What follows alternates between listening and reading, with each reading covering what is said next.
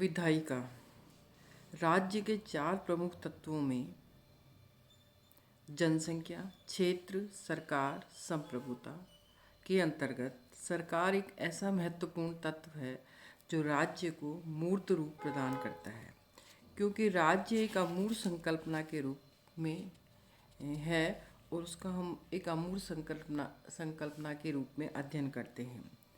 और सरकार इस प्रकार राज्य का वह आवश्यक तत्व है जो राज्य की इच्छा को निर्धारित, व्यक्त तथा क्रियान्वित करता है। सरकार राज्य का वह यंत्र है जिसके ऊपर राज्य के लिए कानून बनाने, उन्हें क्रियान्वित करने या उनकी व्याख्या करने का दायित्व है।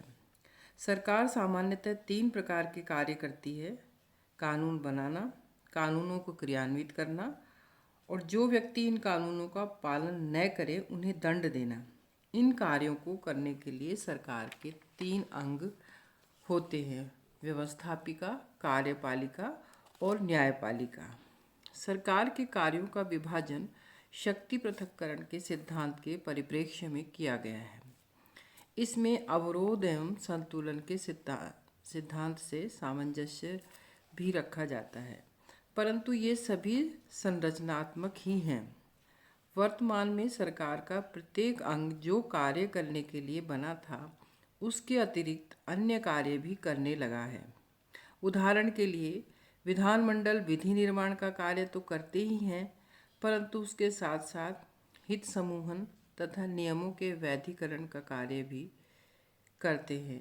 और आधुनिक परिस्थितियों में वास्तविक विधि निर्माण तो कार्यपालिका द्वारा ही किया जाता है, क्योंकि संसद अपने समस्त कार्य मंत्रिमंडल के द्वारा निर्धारित नीतियों के आधार पर ही करती है। इसी प्रकार न्यायपालिका केवल न्यायिक कार्य ही नहीं करती, वरन विधि व्याख्या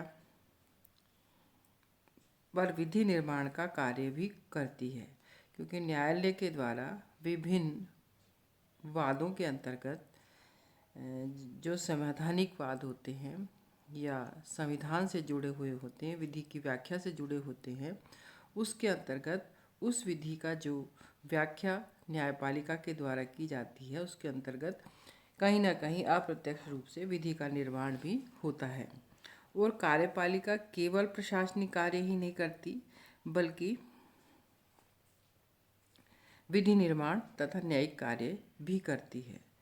राजनीतिक व्यवस्था की शासकीय प्रक्रिया का अध्ययन संरचनात्मक आधार की अपेक्षा कार्यों के आधार पर भी किया जाना चाहिए, और सरकार के कार्यों को 3 भागों में बांटा गया है: नियम निर्माण, नियम प्रयुक्ति, नियम अधिनिर्णयन, यानी rule making, rule application and rule adjudication. व्यवस्थापिका या विधायिका रूल मेकिंग का कार्य करती है, यानी नियम निर्माण का कार्य करती है, अर्थात कानून बनाने का कार्य करती है। यह कानून बनाने वाली संस्था है और विभिन्न देशों में इसे अलग अलग नामों से जाना जाता है। अमेरिका में कांग्रेस, भारत में संसद, इंग्लैंड में भी संसद, क्योंकि भारत ने इंग्लैंड की शासन व्यवस्था का अनुसरण किया है, तो इंग्लैंड के अनुसार ही भारत में भी विधायिका को संसद या विधानमंडल को संसद कहा जाता है। जापान में डाइट, चीन में राष्ट्रीय जनवादी कांग्रेस, स्विट्जरलैंड में राष्ट्रीय सभा कहा जाता है। आधुनिक समय में नियम निर्माण का कार्य करने वाली संस्थाओं को व्यवस्थापिका या विधायिका कहा जाता है। व्यवस्थापिका का विकास लोकतंत्र के साथ साथ हुआ है। व्यवस्थापिका कानूनों का एवं नीति निर्माण का निर्णय लेने की वैध सत्ता रखती है, क्योंकि सभी देशों में अधिकतर प्रजातंत्रीय व्यवस्थाएं विद्यमान है। प्रजातंत्रीय व्यवस्थाओं का ही एक आवश्यक अंग है। तो इसके अंतर्गत उनकी जनता द्वारा निर्वाचित प्रतिनिधि व्यवस्थापिका के अंतर्गत होते हैं, या जनता द्वारा निर्वाचित प्रतिनिधियों के साथ साथ अप्रत्यक्ष रूप से निर्वाचित प्रतिनिधि होते हैं। तो इस प्रकार ये जनता की प्रतिनिधित्व वाली संस्था है, इसलिए कानून निर्माण करने का या नीति निर्माण करने का व्यवस्थापिका को वैध अधिकार होता है। व्यवहारवादियों के अनुसार विधानमंडल समाज विशेष के लिए मूल्यों के आधिकारिक वितरण करने की शक्ति से युक्त संगठन है। यानी आधुनिक दृष्टिकोण के अनुसार विधायिका मूल्यों का सत्तात्मक वितरण करने वाली संस्था है, अर्थात authoritative allocation of values. David Easton का ये मानना है। डेविड ईस्टन ने ये कहा है कि विधायिकाएं वो संस्थाएं हैं जो मूल्यों का सत्तात्मक वितरण करती हैं, यानी जो भी विधि निर्माण कानून निर्माण के कार्य किए जाते हैं उसकी सत्ता रखने वाली संस्थाएं हैं और ये उस विधि के द्वारा उन मूल्यों का आवंटन करती हैं। व्यवस्थापिका का संगठन। व्यवस्थापिका का ऑर्गेनाइजेशन दो प्रकार का हो सकता है। ये एक सदनीय हो सकती हैं, यानी यूनिकैमरल लेजिस्लेचर हो सकती है, या द्विसदनीय हो सकती हैं, यानी बाईकैमरल लेजिस्लेचर हो सकती हैं। भारत में द्विसदनीय व्यवस्थापिका है और भारतीय संसद में दो सदन हैं, लोकसभा एवं राज्यसभा। एक उच्च सदन होता है, एक निम्न सदन होता है। उच्च सदन प्राय अप्रत्यक्ष रूप से निर्वाचित होता है, निम्न सदन प्राय सीधा जनता से सीधे निर्वाचित सदन होता है। भारत में कहीं कहीं वंशानुगत आधार पर मनोनयन की प्रक्रिया भी होती है, लेकिन भारत में राज्यसभा के अंतर्गत जो सदस्य होते हैं उनको हमारे भारत के जितने भी राज्य हैं उन राज्यों की विधानसभाओं के सदस्यों के द्वारा निर्वाचित करके भेजा जाता है, और हर राज्य में राज्यसभा के लिए एक निश्चित संख्या निर्धारित है। उसके आधार पर उतने सदस्यों को उन राज्यों की विधानसभा के सदस्यों के द्वारा निर्वाचित करके भेजा जाता है। इसके अतिरिक्त इस सदन के अंतर्गत विभिन्न सदस्यों का साहित्य, विज्ञान, सामाजिक कार्यों या अन्य किसी ऐसे महत्वपूर्ण विशेष कार्य करने वाले व्यक्तियों का मनोनयन भी किया जाता है। और भारत में राज्यसभा के अंतर्गत ऐसे 12 सदस्यों का मनोनयन राष्ट्रपति के द्वारा किया जाता है, ताकि ये सदन एक ऐसा सदन रहे जहाँ पर दक्षता के आधार पर कार्य हो सके, जहाँ दक्षता के आधार पर नीति निर्माण से संबंधित कार्यों की विवेचना हो सके, विचार विमर्श हो सके और उसके बाद नीति निर्माण हो सके। और निम्न सदन जो कि लोकसभा है उसको सीधे जनता के द्वारा निर्वाचित किया जाता है।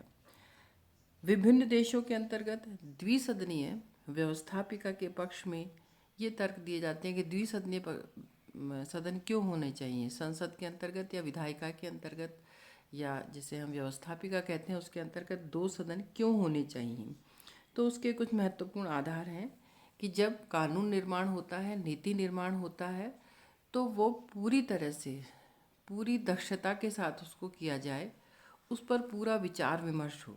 तो इसके लिए वो बहुत सारे तर्क और इसके अंतर्गत बहुत सारी बातें हैं जो इसके पक्ष में कही जाती हैं। जैसे विवेकपूर्ण विचार के लिए, यानी उस नीति या कानून पर पूरी तरह से विवेकपूर्ण विचार हो, अच्छे से उसमें विचार विमर्श हो।